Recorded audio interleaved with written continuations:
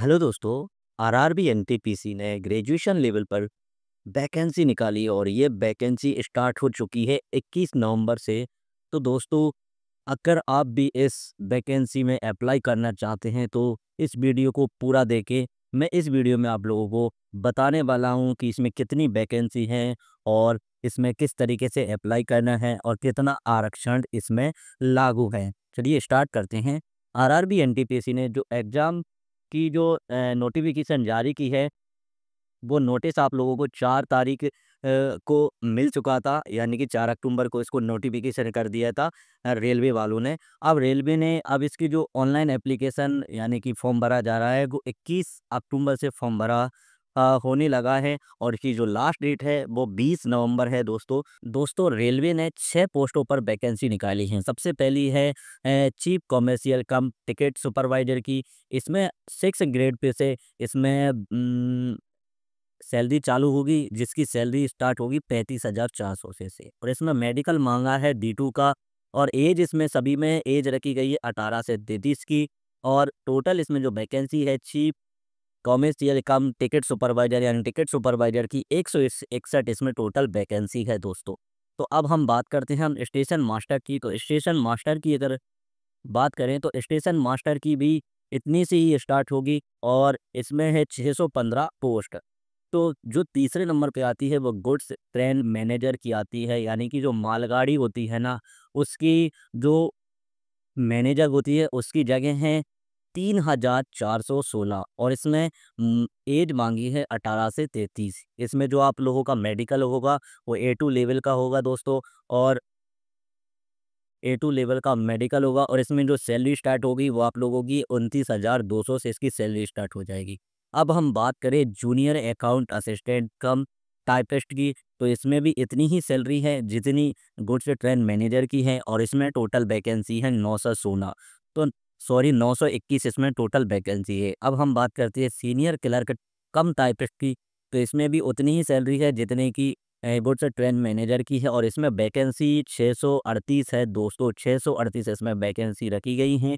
अब हम बात करते हैं ट्रैफिक असिस्टेंट की। तो ट्रैफिक असिस्टेंट की सैलरी 25,500 से होगी। इसके जो ग्रेड पे है वो 4th ग्रेड पे लगेगा और इसमें आप लोगों की जो मेडिकल होगा वो A2 का होगा। तो दोस्तों, मैं आप लोगों को बता दूं कि जो मेडिकल स्टैंडर्ड है वो मैं आप लोगों को आगे बताऊंगा कि ये मेडिकल स्टैंडर्ड A2 A1 और C2 ये क्यों दिया है। तो इसमें टोटल वैकेंसी कितनी है 500, सॉरी इसमें वैकेंसी है 59।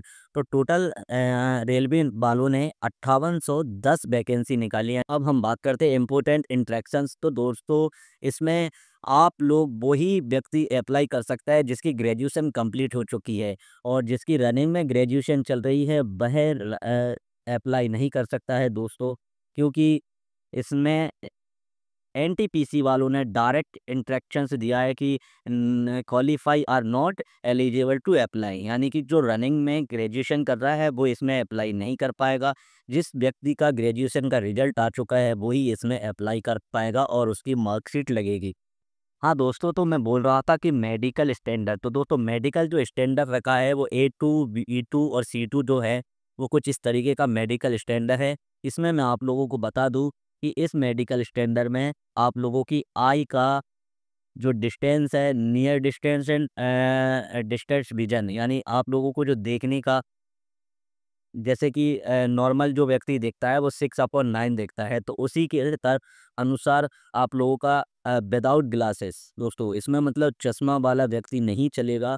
इसमें आप लोगों को बिना चश्मे के 6/9 का बिल्कुल क्लियर दिखाई देना चाहिए विद। तो इसमें कौन व्यक्ति इसमें अप्लाई कर सकता है? तो दोस्तों, इसमें 2 देशों के लोग भी अप्लाई कर सकते हैं। भारत में जो आरआरबी एनटीपीसी का जो एग्ज़ाम होगा, इसमें नेपाल के लोग भी अप्लाई कर सकते हैं और भूटान के लोग भी इसमें अप्लाई कर सकते हैं। तो इंडिया के लोग तो इसमें अप्लाई कर ही सकते हैं, उनके लिए कोई भी आइडेंटिटी की ज़रूरत नहीं है। सिर्फ़ भूटान, नेपाल इन दोनों को अप्लाई करने को की कुछ शर्तें हैं जिसके अनुसार ये अप्लाई कर सकते हैं। अब हम बात करते हैं एज रिलैक्सेशन दोस्तों। तो एज की बात करें तो ग्रुप एज यानी कि 18 से 33 रखी गई है इसमें एनटीपीसी में। तो नॉर्मल एज जो 18 मिनिमम है, उनके लिए क्या है 1 जनवरी 2018 से नीचे के जितने भी हैं, वो इसमें अप्लाई कर सकते हैं। और 1 यानी 2 जनवरी अगर हो गया, 2 जनवरी 2008 हो गया, तो वो व्यक्ति अप्लाई नहीं कर पाएगा, वो क्वालीफाई नहीं कर पाएगा एज के अनुसार। अब हम बात करते हैं जर्नल की, तो दोस्तों जर्नल के लिए इसमें नॉर्मल रखा गया है 2 जनवरी 1993, तो व्यक्ति 1993 तक का इसमें अप्लाई कर सकता है। और 1993 से अगर नीचे है, तो वो व्यक्ति इसमें अप्लाई नहीं कर पाएगा, क्योंकि उसका एज रिलैक्सेशन हो जाएगा। अब अगर हम बात करें कि ओबीसी की, तो ओबीसी की 2 जनवरी 1990 है, और एससी एसटी वालों की 2 जनवरी 1988 है मिनिमम। मैक्सिमम में पहुंच गए दोस्तों, ये मैक्सिमम एज है 2 जनवरी 1988, यानी कि 33 से ऊपर हो जाएंगे ये एज में, तो ये लोग अप्लाई नहीं कर पाएंगे। तो अब हम बात करते हैं कि कम्युनिटी कैटेगरी, तो दोस्तों आप लोगों को पता है कि एससी एसटी वालों को 5 साल का एज रिलैक्सेशन मिलता है, ओबीसी वालों को 3 साल का एज रिलैक्सेशन मिलता है, और जनरल वालों को 0 मिलता है। तो अगर अब जनरल वालों में अगर हम बात करें कि जो डिसेबल्ड यानी कि विकलांग या डिसेबल्ड कैटेगरी में आते हैं, उन लोगों में जैसे पीडब्ल्यू या डीडी वाले जो जर्नल में आते हैं, उनको 10 साल का एज रिलैक्सेशन मिल जाता है, ओबीसी वालों को 13 साल का मिलता है, एससी एसटी वालों को 15 साल का मिलता है। अब अगर हम अब बात करें कि जो व्यक्ति रेलवे का स्टाफ है और वो इसमें अगर अप्लाई करना चाहता है, तो उसके लिए 40 साल मैक्सिमम एज रखी गई है, और ये जनरल वाले के लिए है, और ओबीसी वालों को 43 साल की रखी गई है, और एससी एसटी वालों को 45। तो इस तरीके से एज रिलैक्सेशन रखा गया है दोस्तों एनटीपीसी में। अब यहाँ तक था कि एज के बारे में आप लोगों को मैंने बता दिया। अब एजुकेशन जो क्वालिफिकेशन है दोस्तों, तो क्वालिफिकेशन में आप लोगों को सबसे पहली बात है कि आप लोग ग्रेजुएशन पास होना चाहिए, यानी कि ग्रेजुएशन पास होगा वही व्यक्ति इसमें अप्लाई कर सकता है। अब हम बात करते हैं कि इसमें फ़ीस कितनी लगेगी, तो दोस्तों जनरल कैटेगरी के जितने भी लोग हैं उनकी 500 रुपये फ़ीस लगेगी, और एससी एसटी ओबीसी वालों की 250 रुपये।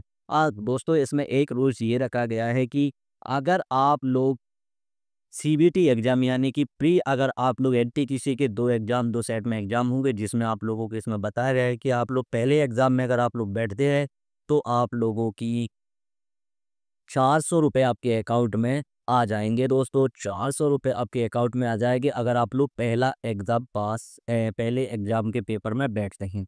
और ये अकाउंट में ही डायरेक्ट आएँगे, और ओबीसी वालों के 250 रुपये जितने उनकी फ़ीस है वो पूरी वापस आ जाएगी, ओबीसी, एसटी, एससी वालों की। तो अब हम बात करते हैं आगे की कि इसमें पेमेंट किस तरीके से कर सकते हैं। तो दोस्तों पेमेंट आप लोग तीनों तरीके से कर सकते हैं, इसमें नेट बैंकिंग है, debit card, credit card and UPI से आप लोग पेमेंट कर सकते हो। अब आगे हम बात करते हैं दोस्तों कि इसमें जो पहला एग्ज़ाम जो होने वाला है, अगर हम बात करें एग्ज़ाम फाइटर, तो इसमें 3 टियर होंगे दोस्तों, इसमें 3 टियर होंगे एग्ज़ाम पास करने के। पहला टियर है इसमें कंप्यूटर बेस्ड एग्ज़ाम होगा, जिसमें इसमें सीबीटी फर्स्ट होगा और कंप्यूटर बेस्ड एग्ज़ाम होगा दोस्तों। तो इसमें आप लोगों को सिर्फ 90 मिनट में 100 क्वेश्चन करना है दोस्तों। 90 मिनट में 100 क्वेश्चन करना है, और इसमें जो जीके आएगी वो 40 नंबर की, जनरल साइंस 40 नंबर की आएगी, मैथमेटिक्स 30 नंबर का आएगा, और रीजनिंग जो है वो 30 नंबर की आएगी। तो इसमें एक चीज़ और है, नेगेटिव मार्केटिंग इसमें रखी गई है, एनटीपीसी के एग्ज़ाम में नेगेटिव मार्केटिंग रखी गई है। तो नेगेटिव मार्केटिंग है 1/3, यानी कि अगर आप लोग 3 क्वेश्चन गलत करते हैं, अगर आप लोग 3 क्वेश्चन गलत करते हैं, तो आप लोगों का 1 नंबर कटेगा। अब इस तरीके से हो चुका है ये। अब हम बात करते हैं कि जो सीबीटी फर्स्ट एग्ज़ाम होगा, इसमें मैथ के कुछ कितने टॉपिक्स आएँगे, तो इसमें नंबर सिस्टम आएगा, डेसिमल आएगा, फ्रैक्शन आएगा, एलसीएम, एचसीएफ आएगा, रेशियो प्रोपोर्शन आएगा, परसेंटेज आ जाएगा, मेंसुरेशन आएगा, टाइम एंड वर्क आएगा, टाइम एंड डिस्टेंस आएगा, simple and compound interest, profit, loss, elementary algebra, geometry, trigonometry, elementary statics. तो दोस्तों इतने ही इसमें टॉपिक्स आएंगे मैथ्स के। और अब हम बात करते हैं जनरल इंटेलिजेंस यानी रीजनिंग की, तो इसमें एनालॉजी आ जाएगी, completion of number, alphabetical series, coding, decoding, mathematical operation, similarity and difference, relationship, analytical reason, syllogism, jumbling, Venn diagram, puzzle, data sufficient statement, कल conclusion statement, course, courses and action, decision making, map and interpretation and graphs, इतनी इसमें reasoning के chapter आएंगे। अब हम बात करते हैं जनरल साइंस के। तो जनरल साइंस आप लोग जानते हैं कि सबसे पहले करंट सबसे ज़्यादा पूछी जाती है। उसके बाद आप लोग गेम एंड स्पोर्ट्स के एक दो क्वेश्चन आ जाएंगे। अब आगे बात करते हैं आर्ट एंड कल्चर के। तो आर्ट एंड कल्चर का एक दो क्वेश्चन आ जाएगा। इंडिया लिबर्टीज का एक क्वेश्चन आ सकता है। माउंट एंड प्लेस का भी आ सकता है। जनरल साइंस, लाइफ साइंस, ये आप लोगों को 10th लेवल सीबीएसई तक ही पूछी जाएगी साइंस दोस्तों। और हिस्ट्री ऑफ इंडिया यानी फ्रीडम स्ट्रगल आएगा, फिजिकल आएगा, सोशल इकोनॉमिक, ज्योग्राफी आएगी। तो इस तरीके से दोस्तों जीके के आप लोगों के सारे क्वेश्चन कवर करना पड़ेगा, सारे टॉपिक्स आप लोगों को कवर करना पड़ेगा। इसमें एक चीज़ और है कि famous personalities of India and world, यानी कि विश्व के और भारत के आप लोगों को फेमस व्यक्तियों के नाम भी याद रखना पड़ेगा, जिन्होंने बुक्स लिखी रहे या कुछ चीज़ों में फेमस हुए रहे उनके बारे में। आग अब हम बात करते हैं कि जनरल व्यक्ति कितने मिनिमम कितने नंबर आप लोगों को लाना पड़ेगा इसमें पास होने के लिए। तो दोस्तों जनरल वालों को 40% इसमें मिनिमम मार्क रखा गया है। ईबी ईडब्ल्यूएस को भी उतना ही है। अब बात करते हैं हम ओबीसी जो नॉन क्रीमी लेयर होते हैं दोस्तों, उनको 30% मिनिमम मार्क रखा गया है। एससी एसटी वालों को 30%, ओबीसी वालों को सॉरी एसटी वालों को 25% और एससी वालों को 30% मिनिमम मार्क रखे गए हैं दोस्तों। तो ये थी इम्पोर्टेंट पार्ट। अब हम बता दें कि दोस्तों अगर आप मिनिमम आप लोगों को जो 100 नंबर का क्वेश्चन होगा, तो उसमें आप लोगों को कम से कम 40 नंबर आप लोगों को लाना पड़ेगा। और एससी एसटी वालों को 30 नंबर में ही आगे बढ़ सकते हैं। अब बात करते हैं आप लोग अगर मिनिमम क्वालिफिकेशन पास करते हैं और जो आप लोगों का कट ऑफ जाएगा, उसके बाद दूसरी स्टेज पे आप जाओगे तो सीबी2 एग्ज़ाम दूसरा होगा। इसमें आप लोगों के 90 मिनट ही रहेंगे, मगर क्वेश्चन आप लोगों के 20 और बढ़ जाएंगे, यानी कि 90 मिनट में 120 क्वेश्चन करना होगा। ये है सीबीटी एग्जाम 2 यानी कि मेंस। इसमें आप लोगों के जीके के 50 क्वेश्चन बढ़ जाएंगे, 50 हो जाएंगे, मैथ के 35 हो जाएंगे और रीजनिंग के 35 हो जाएंगे। यानी कि जीके के 10 नंबर बढ़ जाएंगे, मैथ और रीजनिंग के 10 बढ़ जाएंगे। तो इस तरीके से 120 क्वेश्चन होंगे। 90 मिनट में आप लोगों को ये कंप्लीट करना है। वही आप लोगों का सब्जेक्ट रहेगा मैथ, जीके, रीजनिंग, और वही आप लोगों के चैप्टर रहेंगे। तो अब हम बात करते हैं कि आगे इनमें भी मिनिमम क्वालिफिकेशन रखा गया है दोस्तों। 40% इसमें भी आप लोगों को जनरल वालों को लाना पड़ेगा, ओबीसी वालों को 30% लाना पड़ेगा, एससी वालों को 30% लाना पड़ेगा और एसटी वालों को 25%। तो दोस्तों मिनिमम इसमें जो क्वालिफिकेशन लगाया गया है वो आप लोगों को कंपलसरी है, आगे निकलना कंपलसरी है, मिनिमम क्वालिफिकेशन पास करना। अगर आप लोग मिनिमम क्वालिफिकेशन पास नहीं करते तो आप लोग डिस्क्वालीफाई हो जाएंगे। अब ये थे आप लोगों के दो। अब तीसरा टियर वो है जो आप लोगों को होगा कंप्यूटर बेस्ड टाइपिंग टेस्ट है। तो इसमें सिर्फ दो पोस्ट ऐसी हैं जिसमें आप लोगों को टाइपिंग टेस्ट नहीं देना पड़ेगा, यानी कि goods train manager and chief commercial ticket supervisor. तो दोस्तों ये दो पोस्टों में आप लोगों को टाइपिंग टेस्ट नहीं देना, और जो 4 पोस्ट है उसमें आप लोगों को टाइपिंग टेस्ट देना पड़ेगा। तो ठीक है, इसमें जो टाइपिंग टेस्ट रखा गया है वो 30 वर्ड इंग्लिश के रखे गए हैं प्रति मिनट एंड 25 वर्ड आप लोगों के हिंदी के रखे गए हैं। तो 25 वर्ड और 30 वर्ड आप लोगों के इसमें जो 25 वर्ड है वो हिंदी के हैं और 30 वर्ड जो है वो इंग्लिश के रखे गए हैं। तो अब हम बात करते हैं कि ये तो हो चुके हैं कंप्लीट। अब तीनों टियर पास करने के बाद आप लोगों को डॉक्यूमेंट वेरिफिकेशन होगा। तो डॉक्यूमेंट वेरिफिकेशन में आप लोगों को सभी एग्जामों के का रिजल्ट देखने के बाद आगे आपका आएगा डॉक्यूमेंट वेरिफिकेशन। तो डॉक्यूमेंट वेरिफिकेशन कंप्लीट होने के बाद आप लोगों की ये जॉब पक्की हो जाएगी और आप लोग जॉब के लिए क्वालिफाई कर जाओगे। अब हम बात करते हैं कि हाउ टू अप्लाई, इस एग्ज़ाम को आप लोग कैसे अप्लाई करोगे। तो सबसे पहले आप लोगों को आरआरबी एनटीपीसी का जो आरआरबी की जो मेन वेबसाइट होती है उस पे जाके आप लोगों को एक अकाउंट क्रिएट करना पड़ेगा। अगर आप लोगों ने पहले एनटीपीसी का एग्ज़ाम दिया है तो आप लोगों का वही ओल्ड वाला अकाउंट रहेगा, उसमें आप लोग अपडेट कर सकते हैं कुछ चीज़ों को। अपडेट अगर है तो कोई दिक्कत नहीं है, और अगर आप लोगों ने नया अकाउंट बनाना है तो सबसे पहले आप लोगों को क्या करना पड़ेगा कि आरआरबी की ऑफिशियल वेबसाइट पर जाओगे। तो ये जो आरआरबी की ऑफिशियल वेबसाइट है इस पे आप लोग क्लिक करोगे तो उसमें जाके आप लोग क्रिएट अकाउंट करोगे। रजिस्टर करने के बाद आप लोग उसमें डाटा भरोगे, ईमेल आईडी इसमें कंपलसरी है, मोबाइल नंबर इसमें कंपलसरी है, ओटीपी के जरिए अकाउंट क्रिएट हो जाएगा।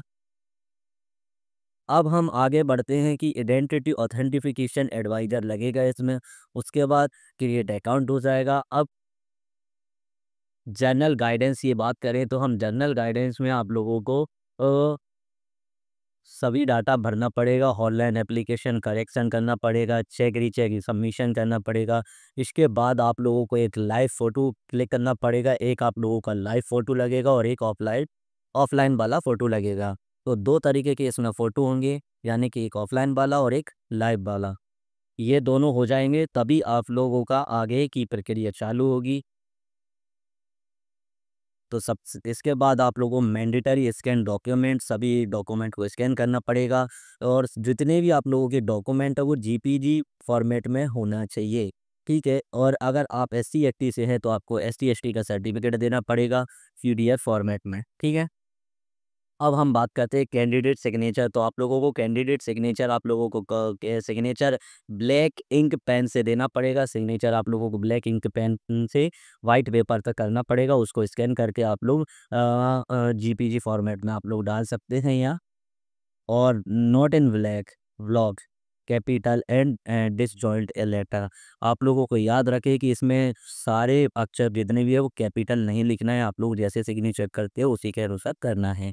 स्पेसिफिकेशन फॉर सिग्नेचर, तो सिग्नेचर आप लोगों को जीपीजी फॉर्मेट में रखना है। मिनिमम फाइल आप लोगों को 30 केबी से मैक्सिमम फाइल 49 केबी की होनी चाहिए। तो इस तरीके से जो अब उसमें एक चीज़ और है कि मिनिमम जो पिक्सल लेंथ है वो 140 और बे बेथ बेध 140 और हाइट 60 होना चाहिए। तो इस तरीके से आप लोगों को फ़ोटो करना है। आगे बढ़ते हैं हम ground for rejection online application related signature. तो अगर आप लोग ये नहीं कर पाओगे तो जैसे कि अगर आप लोगों ने कैपिटल अक्षर में सिग्नेचर किया है तो वो अप्लाई नहीं होगा, वो रिजेक्ट हो जाएगा। और अनक्लियर अगर सिग्नेचर आएगा तो वो रिजेक्ट हो जाएगा। तो दोस्तों आप लोग सब जानते हो कि किस तरीके से सिग्नेचर करना है। अब आप बात करते हैं thumb impression in place of signature. आप जो लोग थंब लगाते हैं वो भी आप लगा सकते हैं। थंब नहीं चलेगा क्योंकि आप सभी बंदे पढ़े लिखे हैं, तो आप लोगों को सिग्नेचर ही करना पड़ेगा। अब एससी एसटी वाले जो बंदे हैं उनको सर्टिफिकेट डालना पड़ेगा। सर्टिफिकेट यानी कि फी ट्रेन ट्रैवल पास। तो ये सर्टिफिकेट आप लोगों को पीडीएफ फॉर्मेट में देना पड़ेगा, और फाइल शुड लेस देन 400 केबी, यानी कि लेस देन कम से कम 400 केबी की आपकी पीडीएफ फाइल होना चाहिए। अब हम assist of sacrifice eligible for scribe assistant. तो इन ये आप लोगों की चीज़ें थी दोस्तों। तो हैंडीकैप्ड वालों को सर्टिफिकेट देना पड़ेगा, हैंडीकैप्ड वाला, और इतना ही था। अब हम बात करते हैं कि कौन से स्टेट में कितनी वैकेंसी है और किस जोन में कितनी है। तो इसमें दोस्तों आप लोगों को इलाहाबाद जोन, ये आप लोगों की लिंक है कि किस जोन से आप लोग वेबसाइट है, तो ये मेन वेबसाइट है आरआरबी की। तो इलाहाबाद जोन की अलग है, चंडीगढ़ की अलग है, मुंबई की अलग है, अजमेर की अलग है, चेन्नई की अलग है, मुजफ्फरपुर की अलग है, प्रयागराज की अलग है, गोरखपुर की अलग है, पटना की अलग है, भोपाल की अलग है, जम्मू श्रीनगर की अलग है, और सिकंदराबाद की अलग है, भुवनेश्वर की अलग है, कोलकाता की अलग है। ये सारी वेबसाइट आप लोगों को देखने को मिल रही हैं। तो आप लोग इसी का स्क्रीनशॉट लेके वेबसाइट पर डायरेक्ट क्लिक कर सकते हैं। जैसे कि www.rrvi Bilaspur dot government in, जैसे कि www.rrvi मालदा डॉट गवर्नमेंट, कुछ इस तरीके से आप लोग वेबसाइट पे क्लिक वो क्रोम पे डालोगे या गूगल पे डालोगे तो आप लोग डायरेक्ट वेबसाइट पे चले जाओगे और अप्लाई कर सकते हो। ये थी आप लोगों के जॉन वाइज अप्लाई करने की। तो अब हम बात करते हैं कि कितने जोन में कितनी वैकेंसी है वो, और बात करते हैं, तो सबसे पहले हम बात करते हैं जॉन बाइट पैरामीटर पे। तो जो चीफ कमर्शियल कम जो टिकट सुपरवाइज़र हैं, जो हैंडीकैप्ड वालों के लिए दोस्तों कुछ इस तरीके से इसमें रखा गया है। तो हैंडीकैप्ड वाले इसमें बेंचमार्क वाले तो याद रखें कि ये जो है आप लोग इसकी एक स्क्रीनशॉट ले लो कि जो हैंडीकैप्ड वाले लोग हैं उनके लिए ये चीज़ें आप लोग कंपल्सरी हैं, तो आप लोग याद रखना।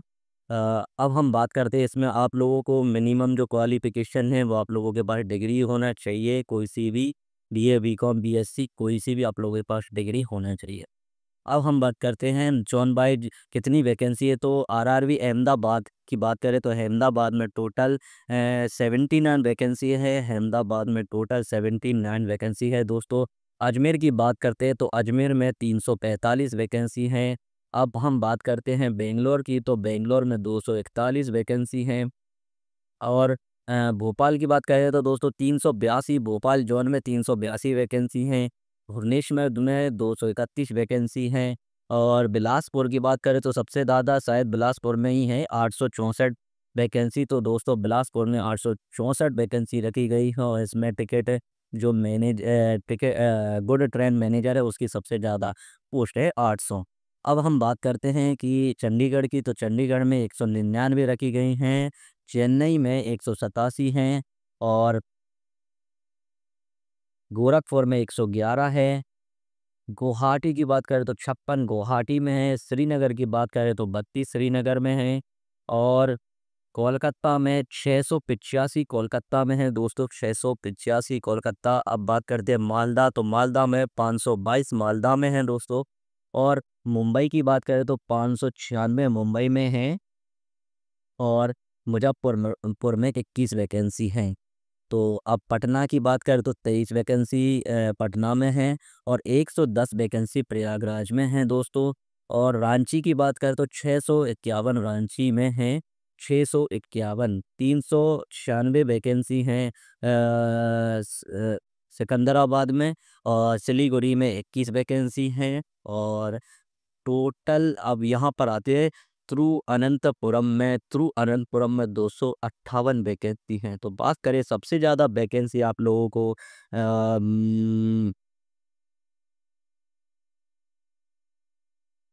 बिलासपुर में देखने को मिलेंगी और सबसे कम वैकेंसी शायद सिलीगुड़ी में है।